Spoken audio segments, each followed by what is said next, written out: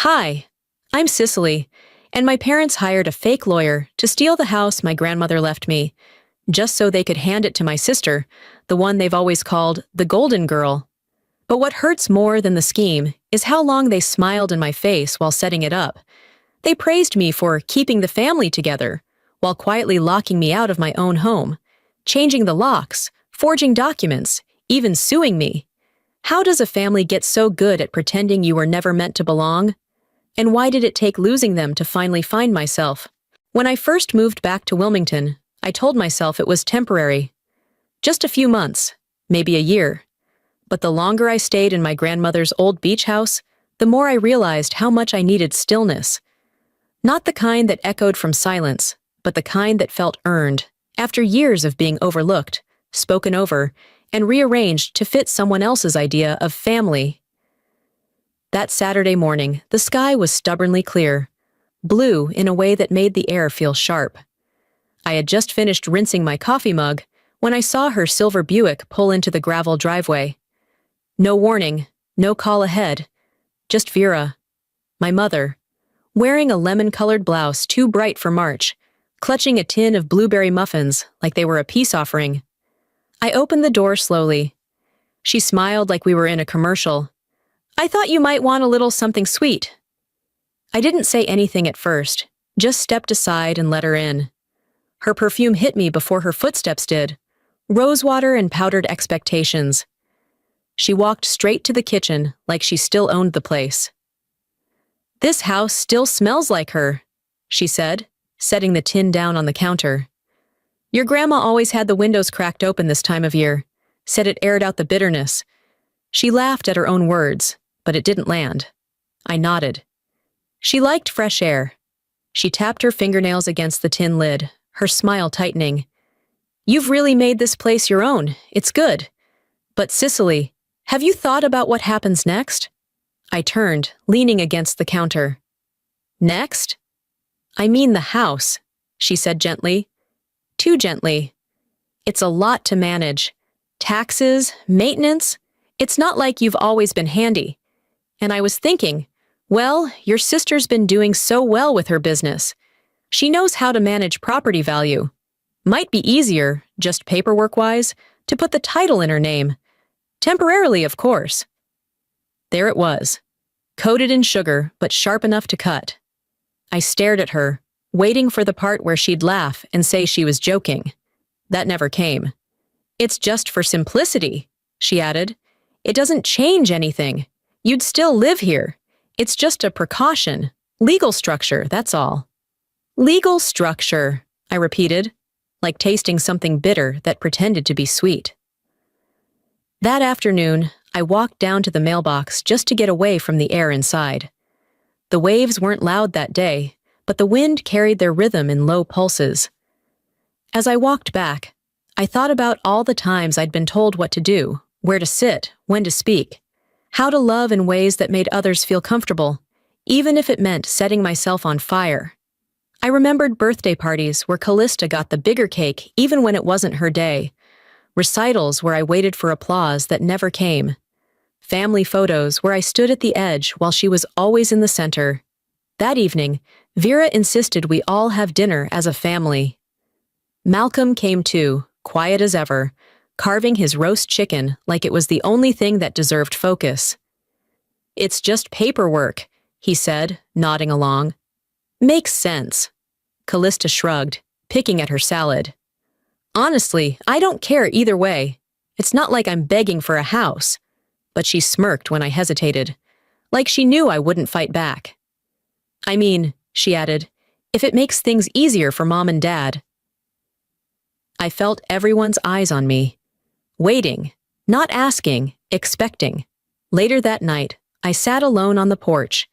The crickets were louder than usual, or maybe I was just too quiet. Vera had left behind a folder, neatly placed on the kitchen table. I hadn't opened it until then. The document inside wasn't legally binding. No signatures, just suggestions. Bullet points about streamlined inheritance and liability reduction. Every word read like it had been workshopped for weeks, crafted to sound helpful, designed to feel harmless. But I knew better. I had learned to read the air, not just the words. I walked back to the living room, shut the curtains, and turned off the lights. The house felt different. Not less mine, but suddenly surrounded. Like it had been marked, and I was the only one who didn't get the memo. By midnight, I was pacing. I checked the locks, kitchen, front door, side entrance, all secure. When I passed through the hallway again, something stopped me cold. The front door was cracked open, just slightly. The air didn't feel broken, but disturbed, like someone had stepped through it. My gaze darted to the kitchen table. The folder was gone. The morning after the folder disappeared, I stayed glued to the couch, the soft hum of the refrigerator doing little to quiet the noise in my head. I hadn't slept. Not really. My mind kept flipping through possibilities. Maybe I misplaced it. Maybe I hadn't locked the door. Maybe. Then came the knock. It was too polite to be casual, too firm to be neighborly. I walked to the door slowly, pulse in my throat, and opened it to find Vera again. This time, she wasn't alone. A man stood behind her, mid-30s, cheap suit, nervous eyes, holding a folder like it was an audition script. "This is Todd," Vera said brightly. "He's here to help you sort out the title situation." Todd gave a shaky half-wave. "Hi there." I didn't move. "Sort it out how?" "Oh, don't be like that," Vera said, brushing past me as if she hadn't been told to call before showing up. "Let's all just sit down and talk this through." Todd stepped inside, eyes darting around like he wasn't sure if this was legal. Probably because it wasn't. We sat at the kitchen table, the same spot where the folder had been. Vera placed a fresh manila envelope down. Todd fumbled with his papers, clearing his throat. "I have here a standard property transfer form," he mumbled, sliding the sheet toward me. "Just basic stuff, ensures smoother logistics moving forward." I didn't pick it up. "Where did you go to law school, Todd?" He blinked. "Excuse me? Your degree?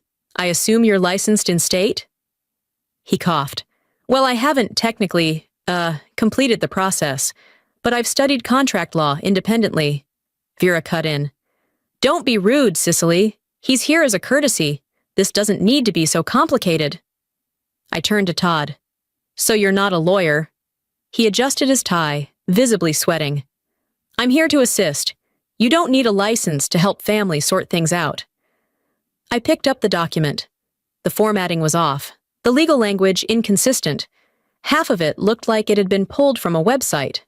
"Todd, do you even know what joint tenancy with right of survivorship means?"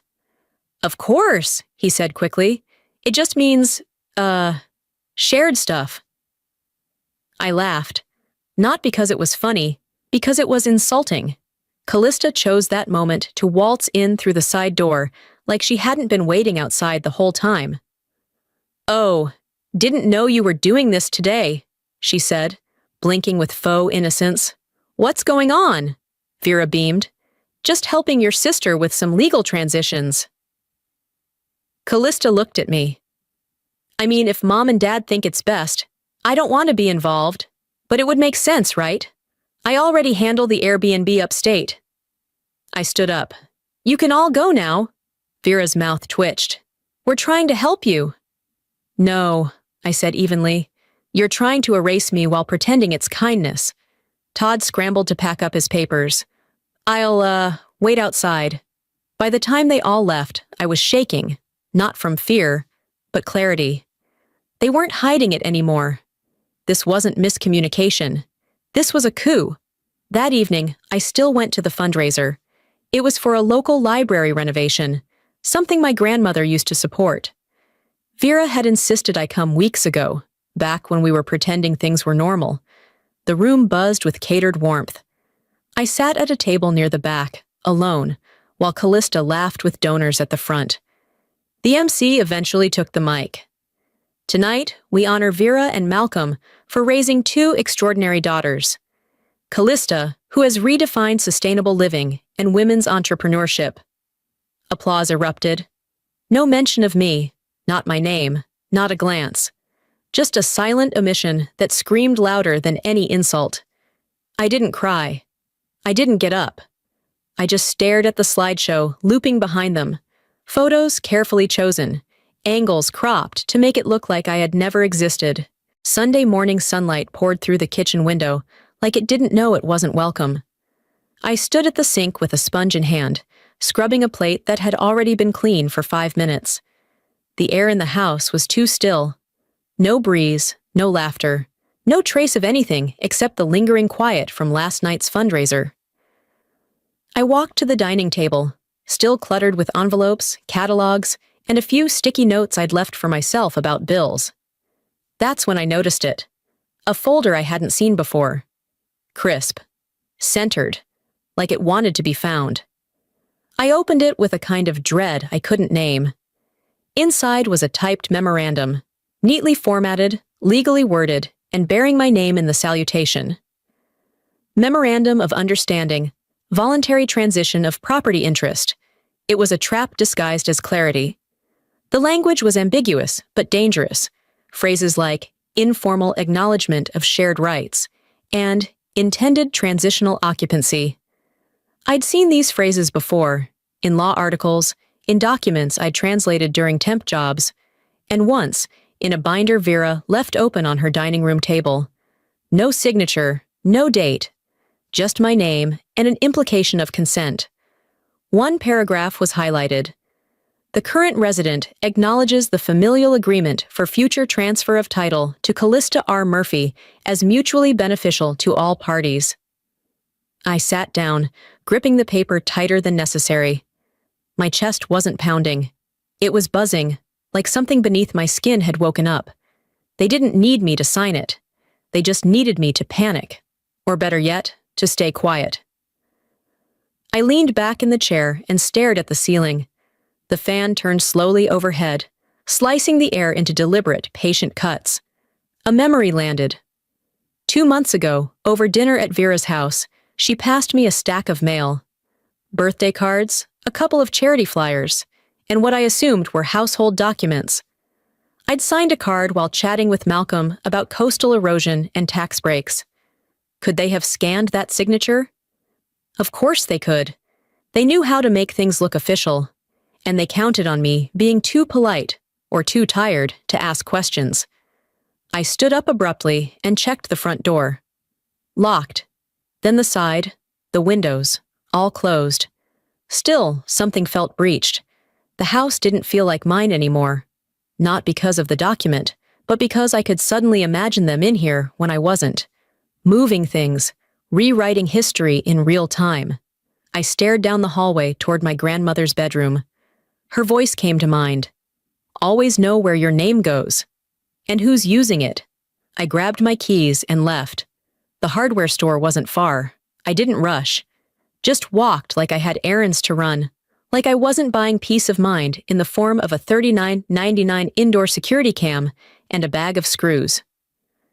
Back at home, I installed the camera quietly, one facing the front door, the other pointed toward the kitchen and dining area. I didn't even stop to eat. The work kept my hands from shaking. I checked the angle through my phone app, made sure the red light blinked like it was supposed to. Then I closed all the blinds, turned off the main lights, and waited. The first hour, nothing. The second, just a moth fluttering past the lens. By 11:30 p.m., I was half asleep on the couch, my phone resting on my chest. And then, movement. I jolted up, stared at the feed. The timestamp read 11:38 p.m. Someone had opened the back door. The frame was tight but clear. A hand reached into the drawer by the kitchen wall, the same drawer where I'd found the folder earlier that day. It was Vera's hand, bracelet and all. She didn't look around because she didn't expect to be watched. She took something, then left. I sat there, breath caught somewhere between fury and finality. They weren't guessing anymore.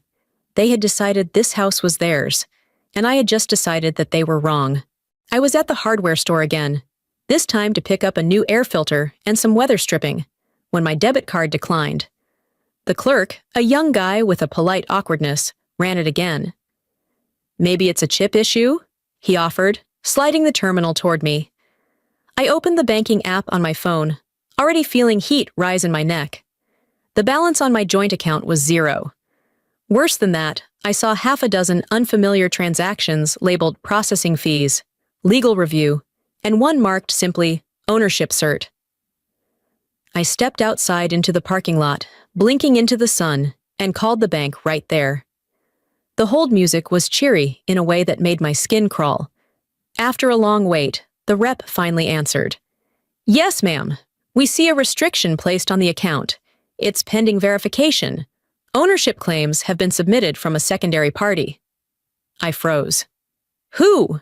There was a pause, paper shuffling. "The name listed is Vera Murphy."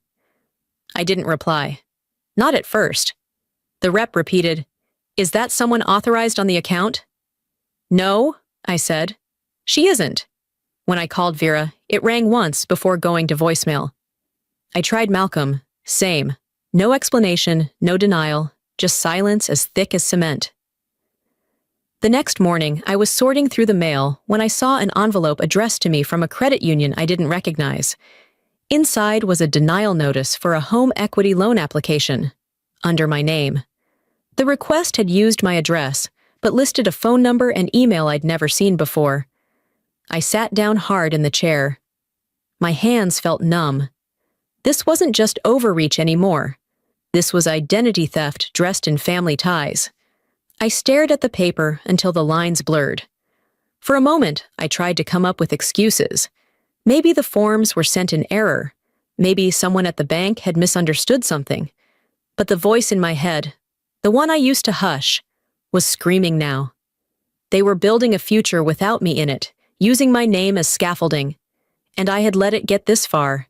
That guilt, more than the fraud, settled heavy in my chest. I thought back to years of minor infractions. Vera forwarding my mail without asking, fixing things that weren't broken, writing me out of conversations with a smile. I dismissed them as habits, harmless. But now I understood. Those weren't quirks, they were rehearsals. I knew I needed someone who could look at this clearly, without being emotionally tethered. That afternoon, I called Raymond.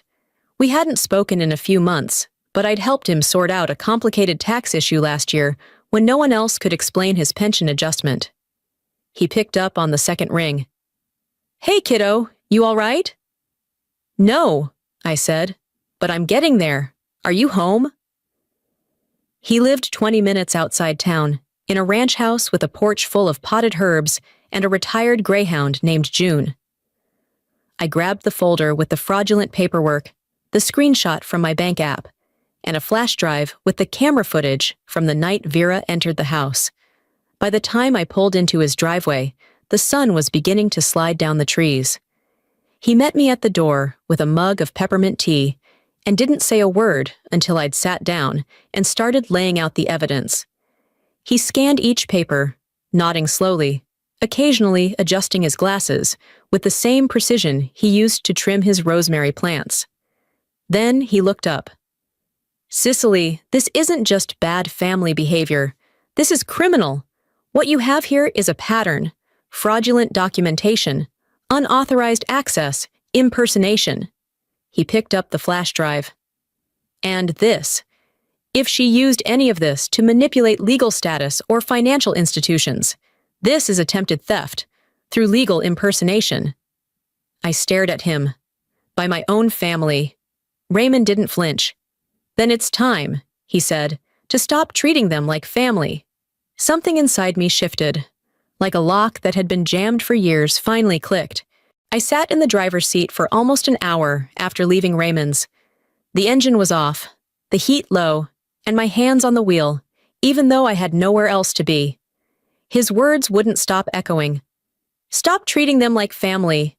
I opened the Notes app on my phone and typed out an email to Vera. No salutation, no warmth. Just one clean sentence. Effective immediately, any future entry to this property must be requested in writing and approved by me in advance. Any unapproved access will be considered trespassing and addressed legally. I hit send and watched the little bar crawl across the screen. That evening, I began sorting through the week's mail. Catalogs, political flyers, a coupon book I'd never use. One envelope stood out, not addressed, just folded into the center of the neighborhood newsletter. No markings, just a slim USB drive taped to a plain piece of paper. I almost tossed it, assuming it was spam. But something about the way it was slipped in, not mailed, but placed, made my fingers pause. Curiosity won. I plugged it into my laptop. One file, kitchenconvo.m4a. No date, no author, just silence, then voices. Vera's voice, calm and clipped. She thinks she's establishing roots, but this is just a waiting period. Then Callista's chuckle. It's cute how she thinks it's hers. Once the paperwork's through, she'll hand it over without a fight. Laughter. Then the sound of a chair scraping across my floor. My floor. I pressed pause. My own breath felt foreign in my chest. That conversation wasn't theoretical. It wasn't old. It was recent. I could hear the rain tapping on the windows, same as last Tuesday. They'd been in my house again, laughing, planning, calling me the house sitter. I didn't cry. I didn't throw anything. I just sat there with my hands in my lap and let the fire rise, slow and measured. The next morning, I texted Vera, "Can you stop by today? I'd like to talk." Calmly. She arrived around 11, carrying a scarf and a face that tried to look open but never quite managed it. "I'm glad you're ready to talk," she said as she stepped into the living room. I gestured toward the dining table, where I'd placed my laptop. The audio file was ready, paused at the start. "Just listen," I said. She sat down. I clicked play. For 3 minutes, she didn't say a word. Then, "You weren't supposed to hear that." "I did," I replied, "and now you're going to hear me." She tried the usual route first, minimization. That was taken out of context. I let it play again, louder. "It's not about the house," she said. "It's about what's best for the family. Your sister has the resources, the presence." I folded my arms. "Say what you said when you thought I wasn't listening. That I'm just watching this house, holding it until you decide it's time to take it back." Vera shifted in her chair. "Cicely, you're being ungrateful." "No," I said, my voice even. "I'm being clear. From this point forward, any attempt to claim this house, legal or otherwise, will be met with consequences." She stood up. "You think threats make you righteous?" I stepped closer. "You've confused obedience with love. I stopped mistaking the two." She left without another word. That night, I locked every window and door twice. I checked the cameras, reviewed the angles. I finally allowed myself a few hours of sleep. Just after midnight, I woke up thirsty and walked into the kitchen. The basement light was on. I hadn't touched that switch in days. The back door, once again, was unlocked. And the air inside? Heavier than it had been when I went to bed. By the time I pulled into my driveway, my grocery bag still in the back seat, something felt off. It wasn't just that the wind had shifted or that the mailbox leaned a little further today. It was the door, my front door. The lock had been changed. My key didn't fit. I tried the spare in my coat pocket. No luck. I crouched and noticed the smallest slip of paper taped to the inside of the screen door. "Keys have been secured for safety." "See?" I stood there, frozen, the air thick around me. My own door, my own lock, and I'd been shut out like a guest overstaying a welcome no one sent. I didn't try to break in. I got back in my car and drove 15 minutes to a coffee shop near the courthouse. I ordered a tea I didn't want and borrowed the barista's tablet to check my emails, hoping to distract my brain with anything normal. That's when it hit me, Callista's channel. Her face filled the screen, beaming in front of a camera, standing in what she called my sustainable sanctuary. My furniture, my walls, my floor. A throw blanket I'd sewn from scraps was draped behind her, presented as some curated design choice. "This home has been in our family for generations," she said sweetly, "and now it's where I've chosen to reconnect with simplicity, with earth, with roots." She never said my name, not once. I clicked out of the video and called Raymond. He didn't ask questions. "Meet me there in 45. Bring your phone and don't touch the door."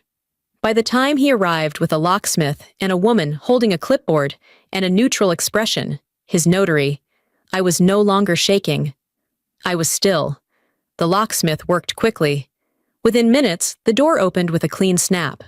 We stepped inside. The scent of lavender and eucalyptus filled the air. My air. I noticed a ring light tucked behind a chair, a yoga mat unrolled by the fireplace. A tripod leaned casually against the piano I hadn't touched since Nana died. Raymond took photos. The notary recorded timestamps. I walked through slowly, each step reclaiming space that had been quietly stolen. I placed a printed cease and desist letter on the kitchen island. Next to it, I left a still image from Callista's video, the moment where she motioned around her home. On the back, a sticky note. You filmed this in my house, without consent. Then I changed the locks again, this time upgrading them, and installed 2 new internal surveillance cameras. One in the hallway, one facing the kitchen. No more guessing, no more assuming. The next morning, I didn't get out of bed right away. I laid still, phone in hand, scrolling absently until I saw her post. Black background, white text. Some people don't know how to share love, only walls. The comments were a mess. People offering support, others asking for context. Some questioning if it was about me, others guessing it was about a breakup. My phone buzzed all day. Old classmates, distant cousins, a few neighbors. Hey, I saw something weird online. You okay? I always thought something felt off about her. No one called Vera. No one called Malcolm. And none of them said anything outright. Just gentle probes, as if poking a bruise they didn't want to claim they'd caused. I didn't answer any of them. Not out of bitterness, but because silence finally felt useful. It wasn't passive anymore. It was mine. By evening, I was making soup when the doorbell rang. A man in a dark blazer handed me a white envelope. Certified, he said. Signature required. Inside was a letter from a law office I didn't recognize. Callista was suing me. Emotional damages, wrongful occupation, unjust enrichment. The words blurred for a moment, but I blinked and refocused. Folded the paper neatly, slid it back into the envelope. She had used my space to craft her narrative, and now wanted to punish me for not playing the quiet background character she'd written me to be. I set the letter down on the counter beside the cease and desist, now slightly curled at the corners.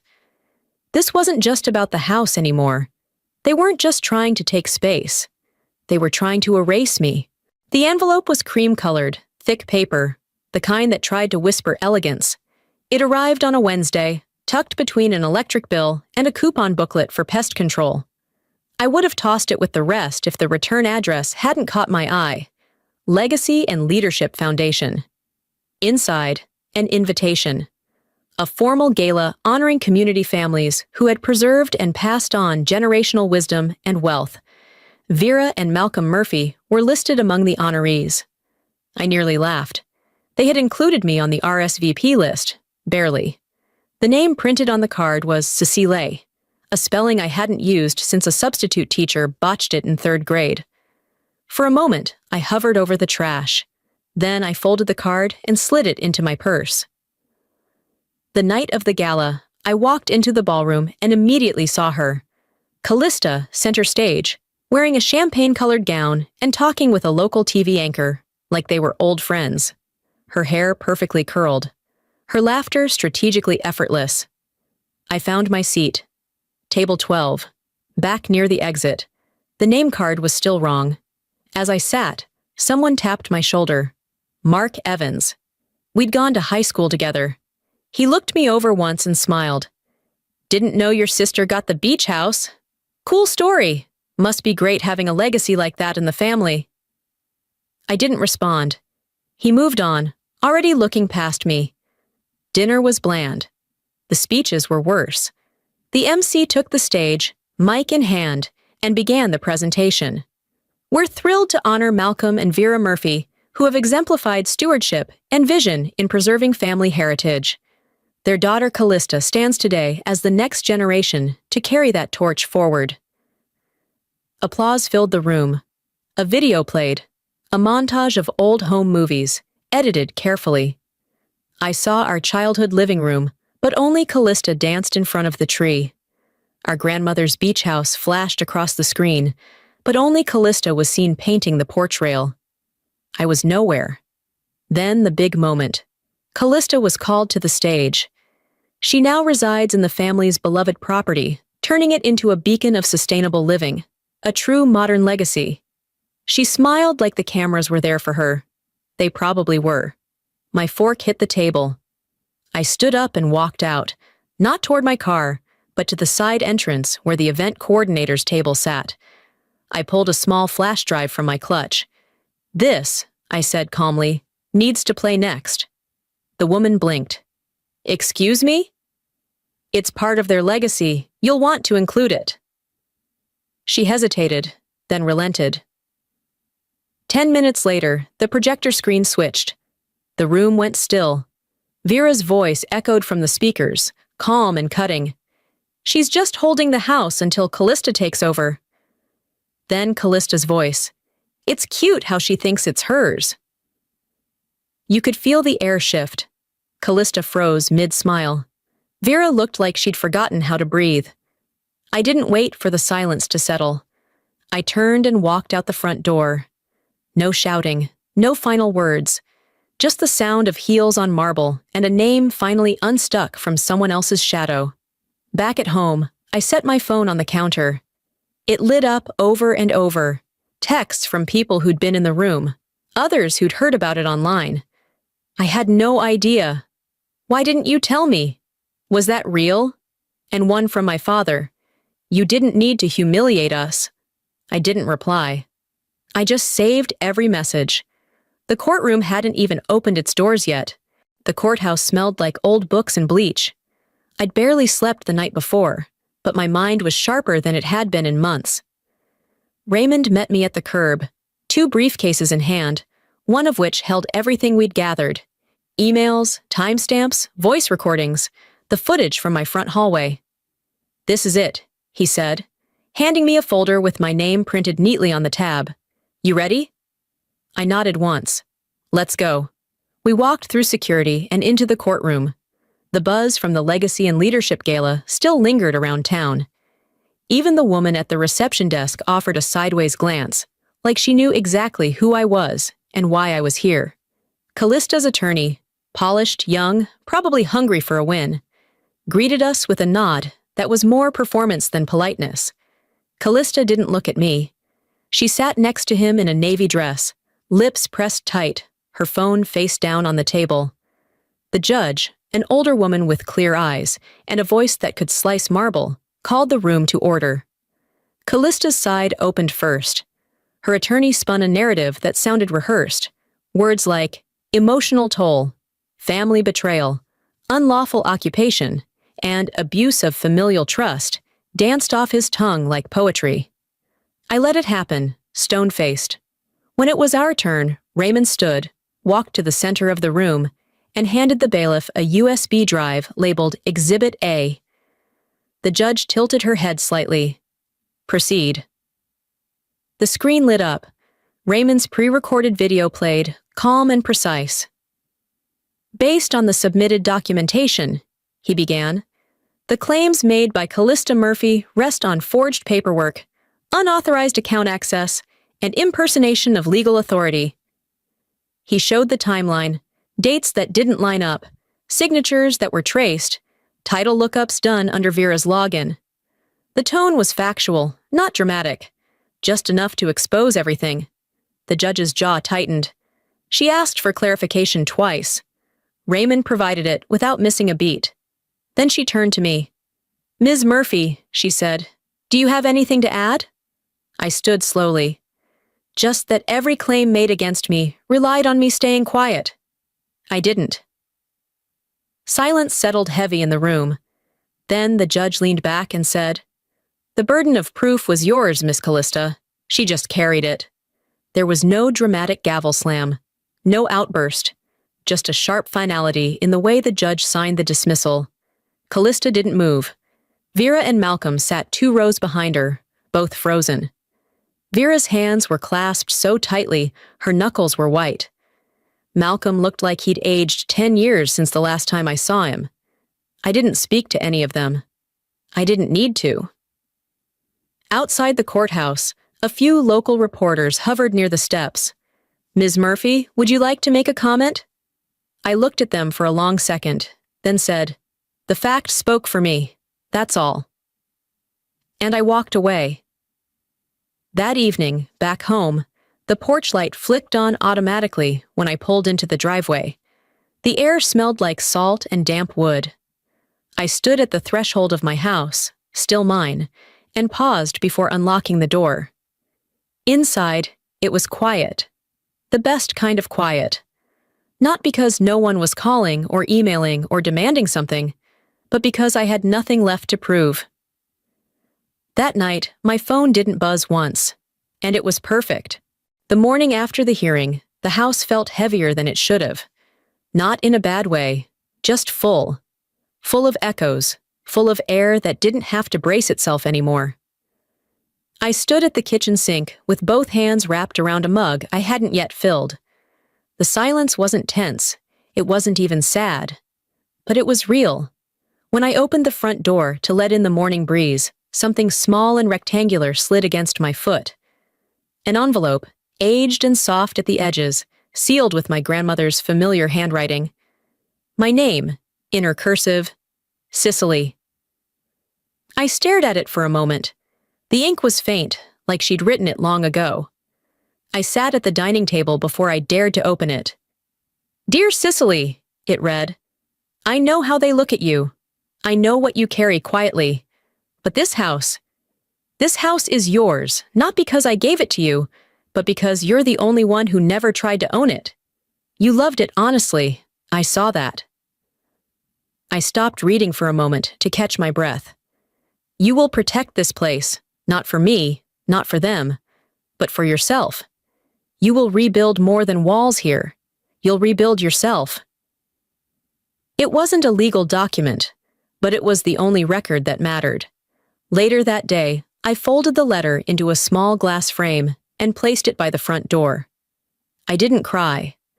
I just looked at her words and felt the house exhale with me. That evening, Ellis showed up. He stood on the porch with his hands in his pockets and that cautious way of shifting weight he did when he didn't want to hurt someone but knew he might. "I don't think I can do this," he said. "Not like this. I can't be the person who stands between you and everything you've built, but I also can't be the person who watches you lose everyone to keep it." I nodded slowly. "Then you shouldn't." He opened his mouth to explain, to soften, but I stepped forward and kissed his cheek. Some goodbyes don't need speeches. He left without looking back. I didn't ask him to. Callista never responded to the ruling. She didn't email, didn't call, didn't show up at my door again. But 2 days after the verdict, her channel went dark. Every video that featured the house was gone. Her bio no longer mentioned a beloved family home. I didn't check again.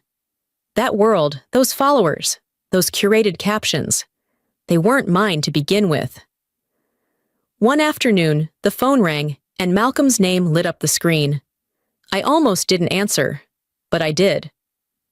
"Your mother," he said, voice gravelly, "thought she was doing what was right." I didn't reply. "I didn't stop her," he added, softer now, "and I should have." I waited. "I hope you'll understand one day." I kept my voice level. "This house won't fix that, but it might be the reason I finally stopped breaking." He didn't argue, didn't say goodbye either. The line just went quiet, then dead. Months passed. Spring became summer, and the lavender I planted along the front porch bloomed taller than expected. I painted the shutters a soft gray, not for aesthetic, just peace. When the neighborhood held its seasonal brunch, I offered my place. Not for grandstanding, just space. Real space. Chairs that didn't match. Food people brought in Tupperware. Laughter that didn't require performance. A young couple from 2 streets over walked in, looked around, and asked, "Whose house is this?" I smiled and pointed to the framed letter near the door. "It belongs to someone who knew how to leave behind a little bit of herself." Then I turned back to the guests, refilled a pitcher of lemonade, and let the wind carry the rest. Sometimes the fight isn't about winning. It's about being seen.